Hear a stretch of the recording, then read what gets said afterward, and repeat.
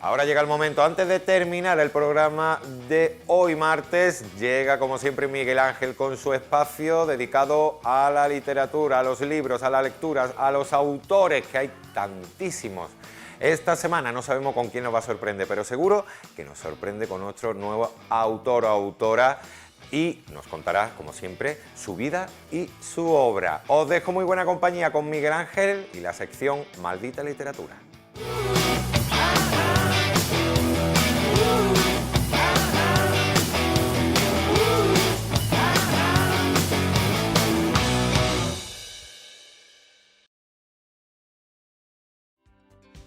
Daniel Defoe, considerado por James Joyce como el padre de la novela inglesa, nació en Londres en 1660 y desarrolló una enorme actividad literaria bajo una época dominada por el signo del clasicismo. Autor de no menos de 600 obras, practicó todos los géneros comunes de su tiempo e incluso inventó un par de ellos. Especialmente recordado y admirado por su Robinson Crusoe, otras novelas suyas como Vida, Aventuras y Piratería del célebre capitán Singleton, Moll Flanders, Diario del año de la peste, Rosana, Historia política del diablo e Historia de piratas, bastarían para situar a Daniel Defoe en un lugar de honor de la historia de la literatura en lengua inglesa. Amigas, amigos, ¿cómo se encuentran? Daniel Defoe fue un autor que se ganó la vida no solamente mediante la literatura, sino que se defendió atacando a sus enemigos. Sin duda alguna pasará a la historia de la literatura como el creador de la novela en lengua inglesa. Tal es la expresión que usó James Joyce para referirse al autor que hoy tratamos en Maldita Literatura. Es preciso remarcar bien esta precisión idiomática porque sin duda la novela ya existía con el Quijote, unos siglos antes. Tras el paso de gigante dado por el Quijote, Daniel Defoe da otro nuevo paso de gigante con su novela Robinson Crusoe. Sin duda, esta novela eclipsa la memoria de las demás obras, pero esta obra, que incluye novelas como Moll Flanders, Rosana, Las aventuras del capitán Singleton, El diario del año de la peste o La historia política del diablo, bastaría para situar a nuestro autor de hoy en un lugar privilegiado en la historia de la literatura en lengua inglesa. Nieto de un señor rural e hijo de un fabricante de velas, Daniel Defoe nació en las cercanías de Londres entre 1659 y 1661, posiblemente el 10 de octubre de 1660. Por familia, Defoe era presbiteriano disidente o no conformista, es decir, que formaba parte de los ingleses que no aceptaban la Iglesia Anglicana de Inglaterra, fundada por Enrique VIII. Su padre no afirmaba más que James Foe. Daniel, previsiblemente, agregó la partícula nobiliaria de a su apellido cuando comenzó su carrera literaria. Su madre, Annie, falleció cuando tenía 10 años. Tras recibir una esmerada educación clásica, Daniel Defoe fue sucesivamente comerciante de artículos tan dispares como la calcetería, artículos comunes de lana, productos vinícolas, estableció una mercería, director de una empresa de tejas y ladrillos, periodista y narrador. Sus negocios le llevaron a viajar por tierras de Portugal, España, Francia, Alemania e Italia, además de a la bancarrota en 2 ocasiones y a vivir durante gran parte de su vida en la clandestinidad. Aún muy joven, en 1684, Daniel Defoe se casó con Mary Tuffley, que fue su compañera durante 47 años, hasta el día de su muerte, y con la que tuvo 8 hijos, 6 de los cuales sobrevivieron. Prolífico autor de textos políticos, a Defoe se le atribuye también un panfleto contra los turcos, que es a la vez una sátira de la cultura europea. Tampoco desdeñó el ejercicio del espionaje, trabajando por la unión de los 2 reinos de Inglaterra y de Escocia. Ajeno a toda disciplina partidaria, su intervención en los conflictos ideológicos de su época le hicieron malquistarse tanto con los conservadores como con los liberales.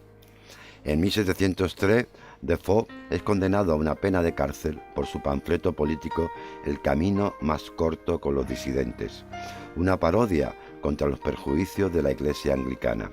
Por este panfleto conoció durante 3 días la picota, a la que dedicó un himno. Su sentido del humor y popularidad le permitieron salir bien librado del trance. Su exhibición pública en este patíbulo se saldó entre risas y aplausos, recitando desde tan incómoda cátedra, adornada para tan especial ocasión con guirnaldas festivas por sus amigos, su elogio de la picota, y hasta se las arregló para ganar algún dinero vendiendo copias de su disertación entre los asistentes y provocando que el público bebiera a su salud y le lanzara flores en lugar de objetos dañinos y nocivos como era costumbre. Posteriormente se le facilitó la salida de la prisión a cambio de su cooperación como espía, trabajando para el servicio de inteligencia del gobierno conservador y, tras la muerte de la reina Ana, del gobierno liberal. El olfato comercial de Daniel Defoe nunca se debilitaba, fueran cuales fueran las circunstancias. Escribió la biografía de un famoso ladrón de caminos y asesino, Jack Sheppard, de 22 años, y aprovechó su ejecución para presentar públicamente su libro, conversando con él y entregándole al pie de la horca y ante la expectante multitud un ejemplar de la obra. En 1685, un joven Defoe apoyó la nefasta rebelión del duque de Monmouth, hijo ilegítimo de Carlos II, contra su tío Jacobo II, rey de Inglaterra. El duque de Monmouth será ejecutado y Defoe escapó de su condena gracias a un indulto. 3 años más tarde, en 1668, y en la conocida como Revolución Gloriosa, Guillermo de Orange ascendió al trono. La gente lo acusaba de no ser un inglés de pura sangre. En un poema satírico, un folleto de vigorosos dísticos decasílabos, titulado El verdadero inglés, Defoe salió en defensa de Guillermo de Orange, razonando que hablar de un inglés de pura cepa era una contradicción en el adjetivo, ya que todas las razas del continente se habían mezclado en Inglaterra, el albañal de Europa. Esta burla de los prejuicios contra los extranjeros y de la obsesión por la pureza de la identidad nacional se lee aún hoy en día con agrado y, visto los vientos que corren por Europa, incluso con agradecimiento. En este curioso poema suceden los siguientes versos: merodeador escocés y el danés bucanero, cuya prole de pelo colorado perdura en todas partes. Dicha diatriba le valió a Daniel Defoe una pensión vitalicia.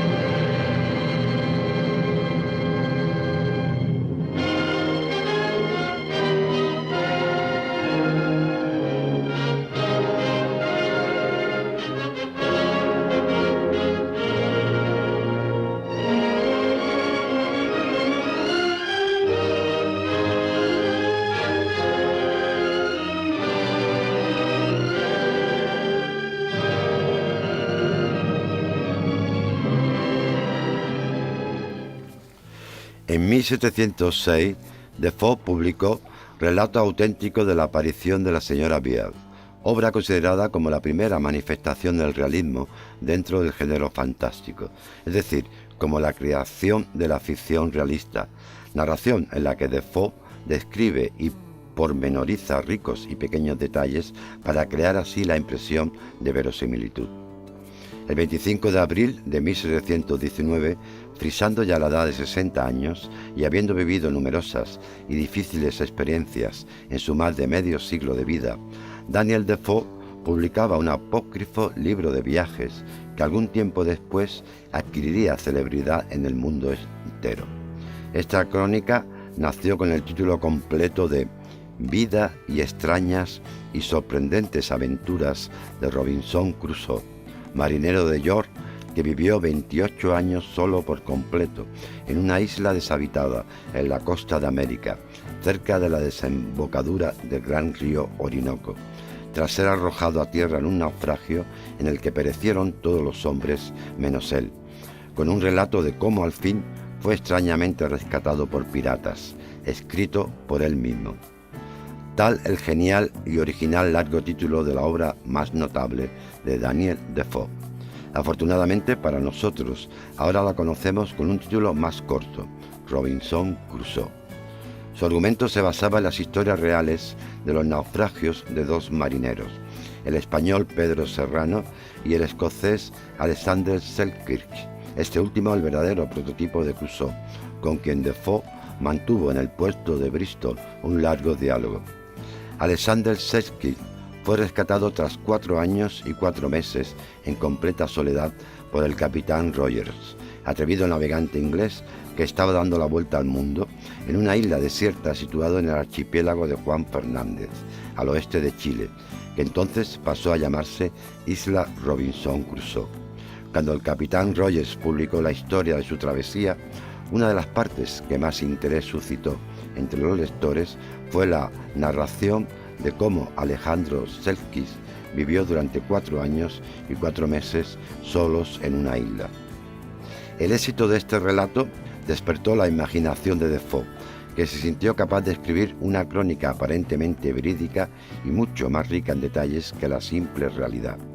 Su náufrago tendría un alma viajera, pasaría diversas aventuras en tierras exóticas antes de verse aislado, y los 4 años y pico de Selkirk se verían multiplicados hasta más de 28 años.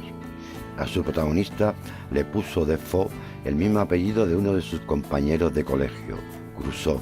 Además, el diptongo final es idéntico al de su propio apellido, lo cual quizá facilitó su identificación con él. De nombre, famosamente, le llamó Robinson. La novela es de casi todos conocida, y su máximo acierto consiste precisamente en el carácter de Robinson, no porque sea especialmente complejo y sofisticado, sino justamente porque no lo es. Robinson es una persona reflexiva e inteligente, pero su inteligencia es primordialmente práctica. El éxito de esta obra fue inmediato. Menos de 4 meses después de su primera edición, apareció la segunda parte, Nuevas aventuras de Robinson Crusoe. Y un año más tarde, Defoe escribió una tercera entrega, a la que incluso consideraba como la más importante. Se trataba de una suerte de lectura alegórica de la novela, porque la fábula, escribe Daniel Defoe, siempre se escribe para la moral, nunca la moral para la fábula. Leído en nuestro tiempo, el aporte poético de este sorprendente tercer volumen de Robinson Crusoe supera con mucho su valía como texto filosófico. Singularísima obra, Robinson Crusoe ha sido objeto de múltiples interpretaciones. En realidad, cada lector hace una interpretación propia de cualquier libro cuando una vez leído lo interioriza. Existirían pues tantos Quijotes, tantos Robinsones como posibles lectores. Daniel Defoe reúne la historia real del marino de Alexander Selkirk con los múltiples viajes de aventuras, novelas de aventuras, de viajes que había leído, y elabora con pretensión de verosimilitud su novela. Sin embargo, para muchos, Daniel Defoe no pretendía narrar ni describir, sino lo que él pretende, lo que él realmente está haciendo, es edificar un nuevo edificio para el cual su arquitectura moral, digamos, los planos de los géneros literarios hasta entonces existentes no eran suficientes. Robinson Crusoe sería, según esta visión, nada más que la exposición de la profunda moral puritana que impregna toda la vida, toda la obra de Daniel Defoe como hijo de presbiterianos que era, o de no disidentes.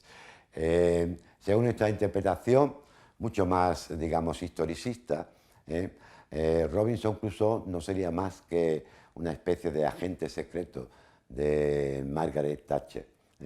Para nosotros, Sin embargo, ya que Robinson Crusoe nos acompaña desde nuestra infancia, desde nuestra adolescencia, necesitamos encontrar este equilibrio entre la inocencia, también arrojada por primera vez a una playa con el sabor de la aventura en los labios, junto con la visión de intelectual que solamente ve a Robinson como el abanderado de la ambigüedad, de la civilización, del mal, del capitalismo salvaje o del colonialismo británico.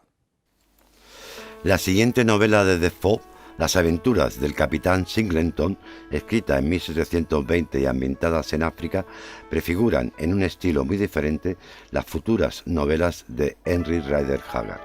Clásica entre las novelas de piratas, ambientada en el siglo XVIII, Defoe describe la vida del aventurero Bob Singleton, que se hace a la mar como esclavo para después convertirse en pirata, aterrorizando cuantas naves salían a su paso, viviendo toda suerte de aventuras, motines, abordajes, búsquedas de tesoro y luchas con salvajes tribus de caníbales.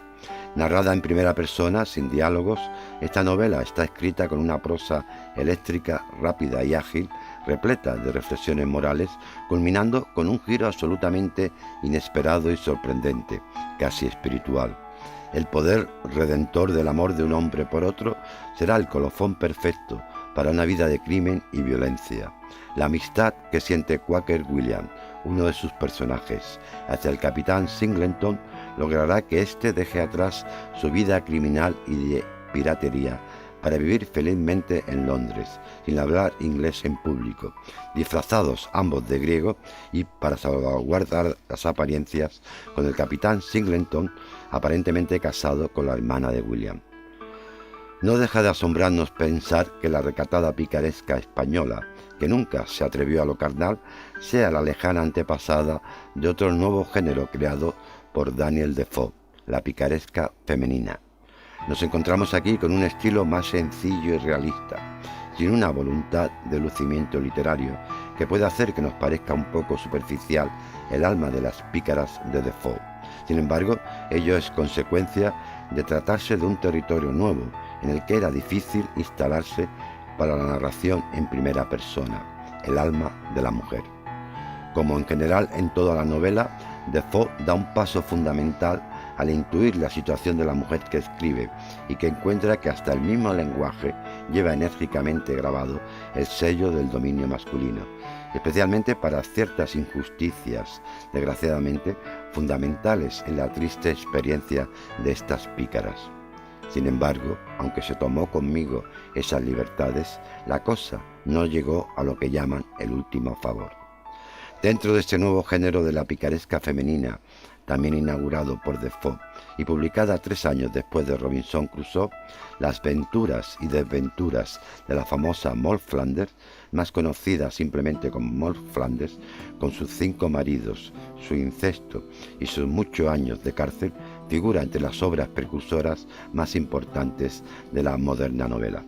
Narrada igualmente en primera persona, el autor se hace pasar como un editor, contándonos la autobiografía, caída y eventual redención de una mujer solitaria, un enérgico y atractivo personaje en quien sin duda alguna reside la fuerza principal de esta novela.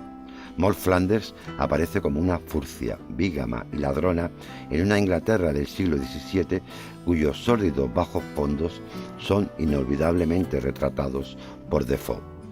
La edificación moral propia de la obra de Daniel Defoe, que da lugar a verdaderos sermones en su Robinson, en Moll Flanders resulta difícilmente defendible, incluso subversiva, al insinuar que uno puede llevar una vida disoluta y no solo salirse con la suya, sino prosperar gracias a ello. No existe moraleja, como no sea en un último sentido la amargura que nos deja en el ánimo la lectura de esta triste vida de una, digamos, pecadora sin deseo de serlo. Marcel Schott tradujo este libro al francés y E.M. Foster lo ponderó y analizó. Pero considerada incluso superior a la anterior obra, Rosana o la cortesana afortunada nos narra con una voluptuosa severidad por parte de Daniel Defoe la vida de una prostituta. Obra cumbre de una actitud transformadora y moderna, donde la moral de Defoe deja ya despuntar una implacable y venturosa compasión. Sin embargo, se trata de una de sus novelas menos conocidas. Virginia Woolf escribió: los defensores de los derechos de la mujer tal vez no pondrían a Roxana a la cabeza de sus santas patronas. Sin embargo, está claro que el autor de Robinson Crusoe quiso plantear a través de ella doctrinas muy modernas sobre esta cuestión, una de las pocas novelas inglesas que cabe considerar indiscutiblemente grande. Ante todo, Robinson Crusoe es siempre un gentleman. No habla otra lengua que el inglés. Nos cuenta Daniel Defoe que deja varios libros en el barco en su naufragio porque están escritos en portugués, pertenecían al antiguo capitán. No tiene otra religión, evidentemente, que la protestante. También deja varios libros papistas.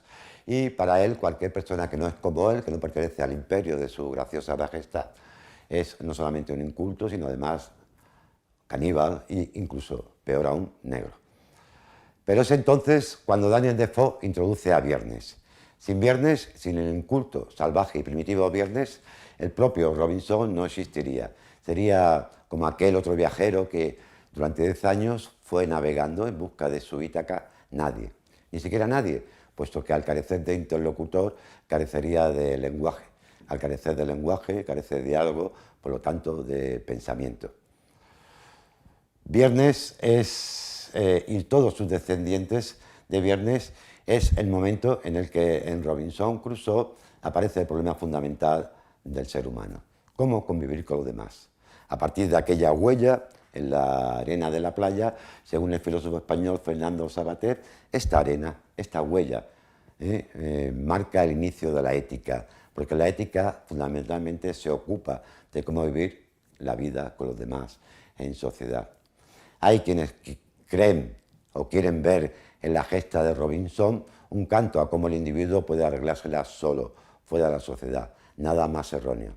Precisamente Robinson Crusoe es un canto a lo imprescindiblemente social de la condición humana.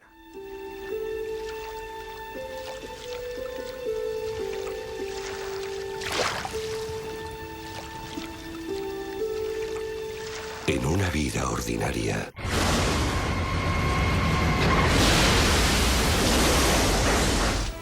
acontecimientos extraordinarios pueden cambiar la vida de un hombre para siempre. Feliz Navidad. Feliz Navidad. Te quiero. Y yo a ti. ¡Enseguida vuelvo!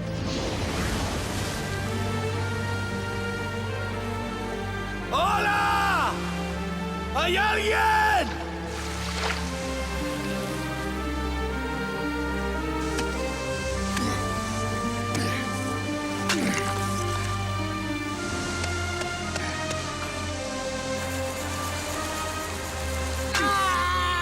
Mi abuelo lo usó en el ferrocarril Southern Pacific. Lo tendré siempre puesto, en la hora de Memphis.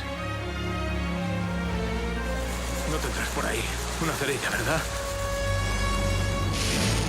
¡Fuego! ¡Esto es lo que he creado! ¡He creado fuego! Creerían que estábamos aquí. 160.000 multiplicadas por 3, 14... 2 veces el estado de Texas.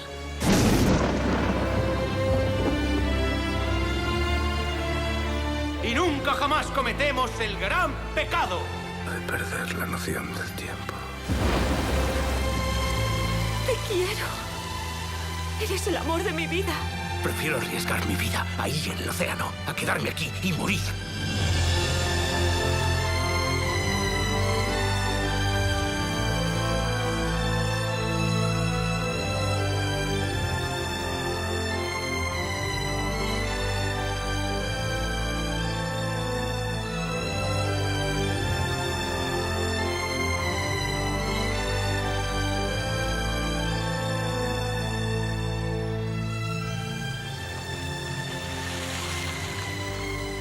Nunca se llega a una playa desierta por primera vez. Aunque pensemos que nunca hemos estado en tal o cual playa, este hecho ya existe en los anales de nuestra memoria literaria. El pionero fue Robinson Crusoe. Desde entonces esperamos constantes nuevas ediciones de este arquetipo, de este mito.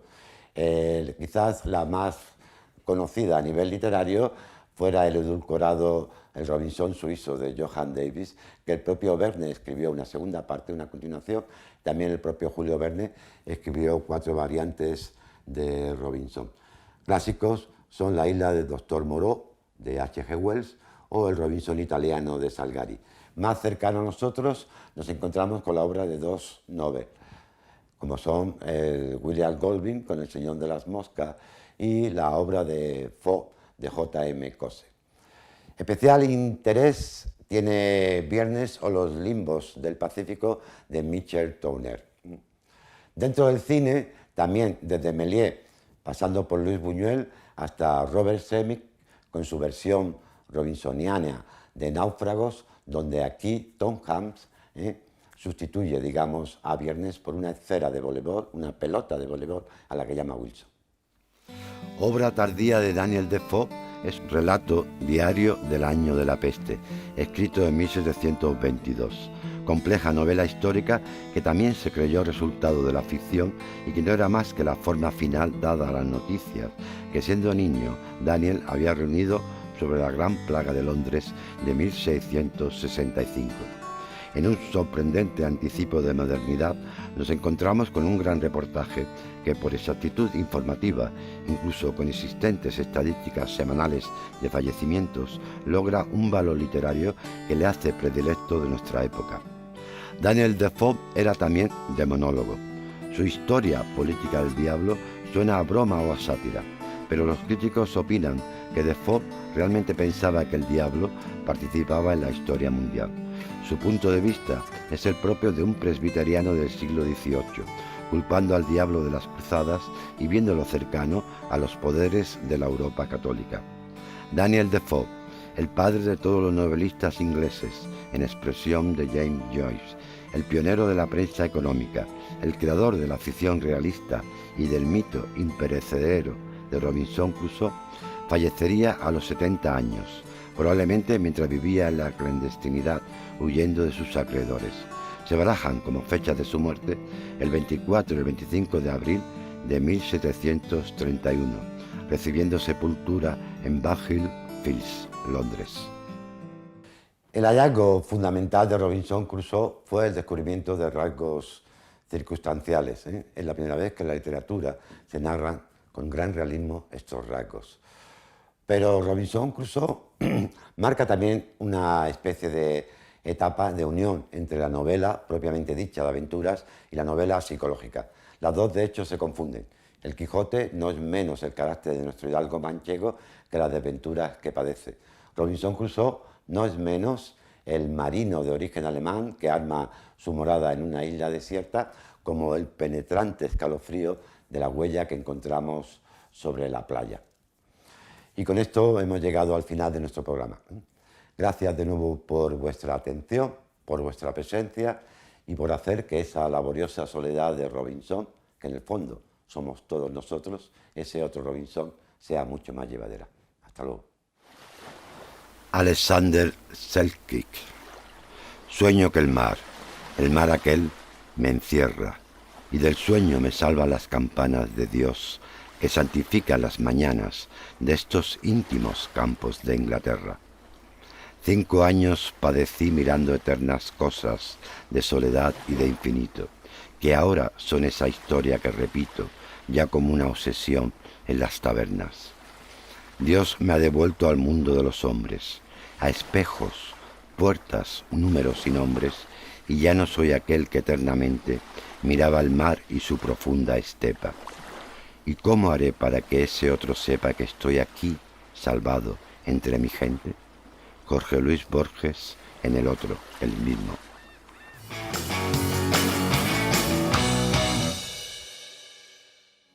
Y hasta aquí el programa de hoy martes. Mañana miércoles tenemos una nueva cita aquí en Canal Torrevisión a partir de las 4:30 de la tarde. Una nueva edición del magazine El Lavadero. Mañana comenzaremos con el ticket para el ocio con nuestro compañero Rafa Rodríguez. Después llegará Ponte Guapa o Guapo con Sandra Chávez. Y finalizaremos con Andy Seve y su Manicomio TV. No se lo pierdan mañana a partir de las 4:30 aquí en Canal Torrevisión. Disfruten de la noche y hasta mañana.